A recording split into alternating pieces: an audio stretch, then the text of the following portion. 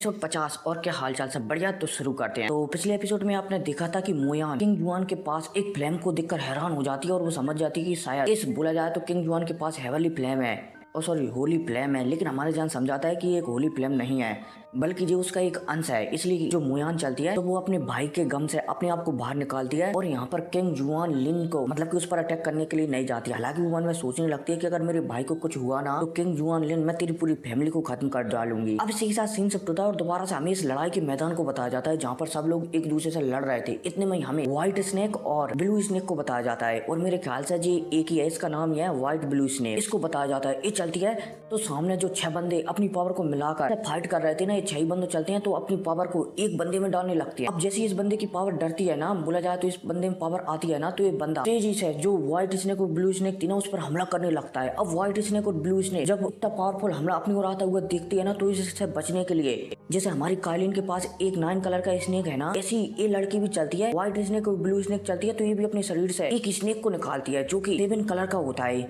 अब पता नहीं 7 कलर का होता है या फिर 9 कलर का स्नेक निकालती है। अब जैसे इस लड़की का स्नेक सामने जो 6 बंदों की पावर को मिलाकर एक अटैक आया था ना उससे टकरा जाता है। अब जैसे स्नेक और ये अटैक टकराते हैं ना तो एक दिल को दहला देने वाला धमाका होता है बड़ाम। लेकिन इस धमाके की वजह से जो ब्लू स्नेक और व्हाइट स्नेक का अटैक था ना, बोला जाए तो उन्होंने अपनी आफ्टर इमेज को सामने लड़ने के लिए भेजा था ना, वो डिस्ट्रॉय हो जाता है। जिस वजह से जो ब्लू स्नेक और व्हाइट स्नेक थी ना वो अपने मुंह से ब्लड की उल्टियां करने लगती हैं। अब इतने में हमें जुआन लिन फैमिली के जो 6 बंदे अपनी पावर को मिलाकर ब्लू स्नेक और व्हाइट स्नेक से लड़ रहे थे ना उनको बताया जाता है। ये बंदे चलते हैं तो दोबारा से एक और पावरफुल हमला ब्लू स्नेक और व्हाइट स्नेक के ऊपर कर देते हैं। हालांकि ये बंदे जानते हैं कि अब ब्लू स्नेक और व्हाइट स्नेक का जो उसकी आफ्टर इमेज बोला जाए तो 7 कलर का पाइथन था ना उसके पास वो खत्म हो गया ना, तो शायद भविष्य में अपनी पावर को भी ना बढ़ा पाए। इसलिए ये चलते हैं तो सीधा ब्लू स्नेक और व्हाइट स्नेक को खत्म करने के लिए एक पावरफुल हमला कर देते हैं। अब भाई साहब इस हमले को ब्लू स्नेक और व्हाइट स्नेक अपनी ओर आता हुआ देखती है ना तो वो थोड़ा मजबूरी महसूस करने लगती है कि वो इतना पावरफुल होते हुए सामने वाले 8 स्टार वाले 6 बंदों को नहीं हरा पा रही है। अब जुआन लिन फैमिली के इन 6 बंदों का अटैक हमारे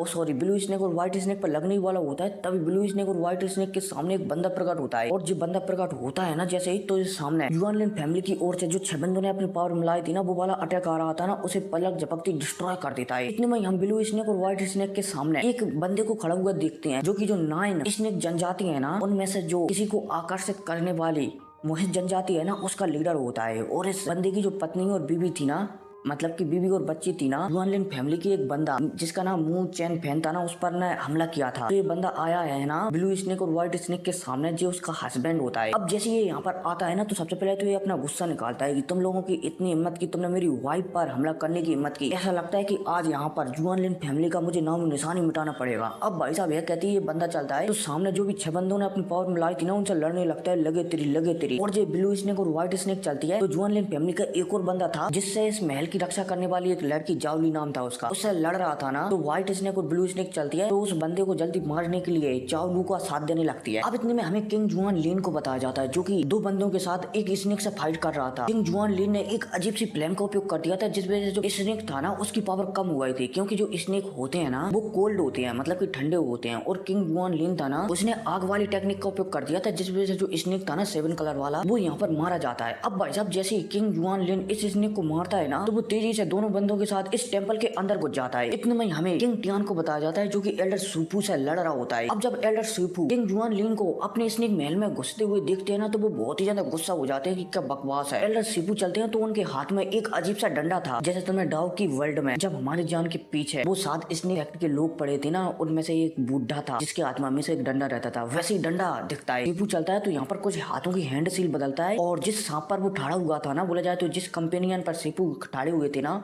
वो और उसके हाथ का डंडा आपस में मिलने लगता है। अब इतने में हमें किंग टियान को बताया जाता है जो कि समझ जाता है कि जो एल्डर सीपू है ना वो अब अपनी ट्रू पावर का इस्तेमाल करने वाले हैं ताकि वो जुआन लिन फैमिली को रोक सकें। लेकिन अब किंग टियान चलता है तो वो भी अपनी ट्रू पावर का इस्तेमाल करने लगता है। इतने में हमारे जान को बताया जाता है जो कि किंग जुआन लिन को उस स्नेक को हराते हुए देखकर हैरान हो जाता है। हालांकि हमारे जान जानता है कि अगर यहाँ पर 7 कलर का ओरिजिनल स्नेक होता ना तो शायद किंग जुआन लिन उसे नहीं हरा पाता, क्योंकि 7 कलर की स्नेक की ये सिर्फ एक आफ्टर इमेज थी, इसलिए शायद किंग जुआन लिन ने उसे हरा दिया। लेकिन अब यहाँ पर जो जान का ग्रुप है ना वो आपस में बातचीत करने लगते हैं। जो जान के ग्रुप में एक लड़की थी ना टांग वो चलती है तो इस स्नेक महल में अंदर जाने की सोचने लगती है कि मैं इस स्नेक महल के अंदर जाऊंगी। टियान चलता है तो मना कर देता है कि नहीं, मैं अभी इस स्नेक महल के अंदर नहीं जा सकता, मुझे इस स्नेक महल के अंदर जाने से पहले मू फैन से मिलना होगा, क्योंकि उसे मैंने यहाँ पर बुलाया है। और हाँ, जो 3 कलर वाली फ्लावर वाली लड़की थी ना, जो एक बंदा स्नेक ट्राइब में उसे सौंप गया था, वो और कोई नहीं बल्कि मू फैंग ही था। और उसे फैंजियन पवेलियन ने आदेश दिया था कि इस लड़की को स्नेक ट्राइब के पास पहुंचा दो। अब इतने में हमें एल्डर शिफू और किंग टियान को बताया जाता है। एल्डर शिफू चलते हैं तो दोनों बोला जाए तो अपने कंपेनियन और अपने हाथ की छड़ी को मिलाकर एक बहुत ही पावरफुल स्नेक अटैक बना देते हैं। और यहीं सामने जो किंग टियान था ना, वो एक गोली को निकालता है और उसे खा जाता है, और खाते ही उसके शरीर से रेड कलर की एकदम भयानक एनर्जी निकलने लगती है। ऐसा लगने लगता है कि मानो किंग टियान ने होली फ्लेम को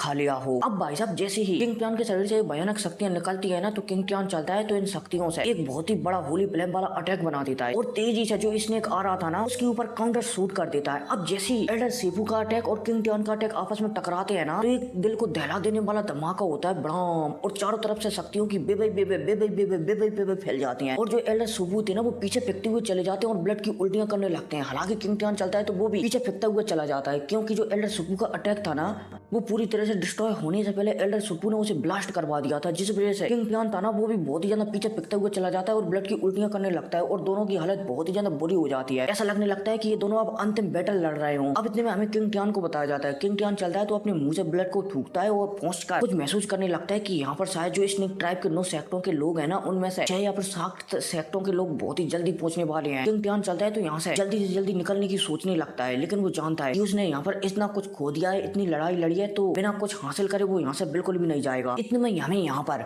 जो भी 9 क्लैन थे ना स्नेक ट्राइब के, उनमें से 3-4 क्लैनों के मतलब कि 5-6 क्लैनों को बंदों को बताया जाता है जो कि यहाँ पर आ चुके थे, खासकर लीडरों को। इतने में हमें एक लीडर को बताया जाता है जो कि एक स्नेक ट्राइब का लीडर था। तो इसका नाम वैसे तो और कुछ है, लेकिन अपन इसे प्यार से मुबासी कहेंगे। अब भाई साहब, जैसे मुबासी ब्लू स्नेक और व्हाइट स्नेक को देखता है ना, तो वो हैरान हो जाता है, क्योंकि उसकी बहुत ही ज्यादा बुरी हालत थी। क्योंकि जो मुबासी था ना, वो कहीं ना कहीं ब्लू स्नेक और व्हाइट स्नेक को पसंद करता था, लेकिन जो ब्लू स्नेक और व्हाइट स्नेक थी ना, उसका पावर लेवल भी उससे ज्यादा था। इसके अलावा उसकी पोजीशन थी ना जो स्नेक ट्राइब में, वो भी बहुत ही ज्यादा थी। इसलिए मुबासी कहीं ना कहीं एक सेक्ट का लीडर होने के बाद भी कभी भी व्हाइट स्नेक और ब्लू स्नेक को प्रपोज नहीं कर पाया। अब जब मुबासी व्हाइट स्नेक और ब्लू स्नेक की ऐसी हालत देखता है ना, तो वो बहुत ही ज्यादा गुस्सा हो जाता है कि इस इंसानों ने मेरी गर्लफ्रेंड की ऐसी हालत कर दी है। हालांकि जो ब्लू स्नेक और व्हाइट स्नेक थी ना, वो भी कहीं ना कहीं जो मुबासी था ना उसे पसंद करती थी, लेकिन वो कभी मुबासी से कहीं नहीं थी। अब यहाँ पर ब्लू स्नेक और व्हाइट स्नेक चलती है, तो जो मुबासी यहाँ पर आया था ना बहुत सारे बंदों को लेकर, उसे नजरअंदाज कर जो 3 फ्लावर वाली लड़की किंग टियान थी ना, उसे सुरक्षित लेकर थोड़ी दूर निकल जाती है। इतने में हमें जो किंग टियान था ना, और हाँ, जो किंग टियान है ना, जो जुआन लिन फैमिली से नहीं है, बल्कि जुआन लिन फैमिली से भाड़े पे लाई है, बोला जाए तो किराए पर लाई है, और जो किसी ड्रैगन क्लैन का है, ठीक है, मतलब कि कोई छुटकू मुटकू क्लैन होगा, उसका नाम ड्रैगन क्लैन है, ठीक है, जो उस क्लैन से है। अब जैसे ही यहाँ पर किंग टियान सामने स्नेक ट्राइब के लोगों को एकत्रित होते हुए देखता है ना, तो ये समझ जाता है कि अब अगर ये सामने लड़ेगा ना,